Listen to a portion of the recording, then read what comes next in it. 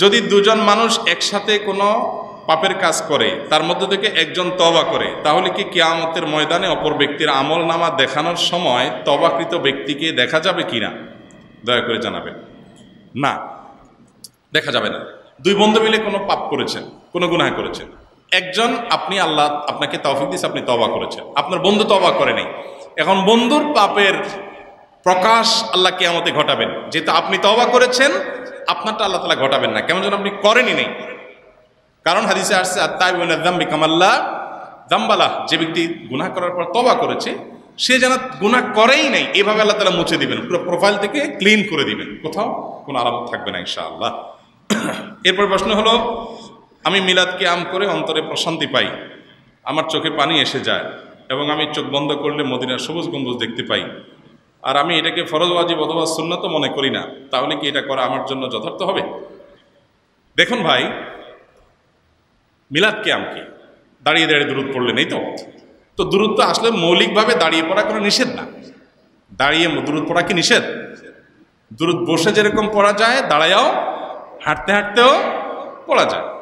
এখন আমি মনে করেন দাঁড়ায় দাঁড়ায় দুরূদ পড়লাম, তো এর মানে কি আমি কিয়াম করলাম? মানে কিয়াম তো একটা সুনির্দিষ্ট পরিভাষা, এর মানে হলো বসা অবস্থা দুরূদ পড়তে পড়তে হঠাৎ কি করা, দাঁড়ায় যাও।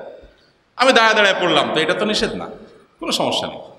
এখন নবী করিম সাল্লাল্লাহু আলাইহি ওয়াসাল্লামের প্রতি ভালোবাসার আবেগের আতিশয্যে আপনার ভিতরে কোনো বিশেষ অবস্থার তৈরি হলো, এখানে শরীয়তের বিধিনিষেধের কিছু থাকবে না, যেটা নাকি ফরজ ওয়াজিব মনে না করেন, সেটা আরেকটা বিষয়।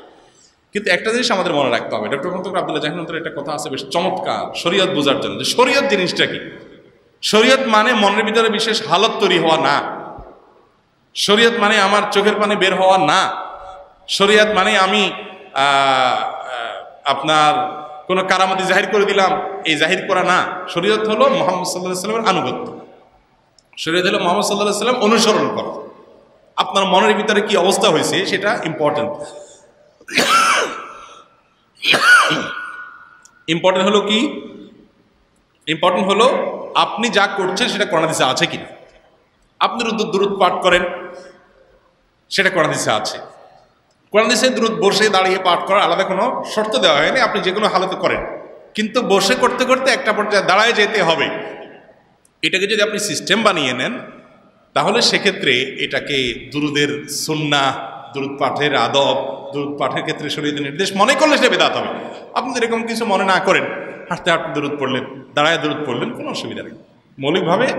মৌলিকভাবে বসে দাঁড়িয়ে দুরূদ করতে কোনো অসুবিধা নাই, কিন্তু এটাকে আপনি আবশ্যক মনে করলে সমস্যা আছে। আর মনের অবস্থা তৈরি হলে আপনার কাছে ভালো লাগে সেজন্য আপনি এটা করবেন, তাহলে এটার নাম শরীয়ত না। শরীয়ত হলো নবী করিম সাল্লাল্লাহু আলাইহি ওয়াসাল্লাম যেটা যেভাবে করতে বলেছেন, যেটা যেভাবে রেখে গেছেন, কোনো কিছুকে জেনারেল রেখে গেছেন উনি, আপনি জেনারেল রাখতে হবে, আপনি এটাকে বিশেষভাবে ফিক্স করতে পারবেন না কোনো পদ্ধতিতে।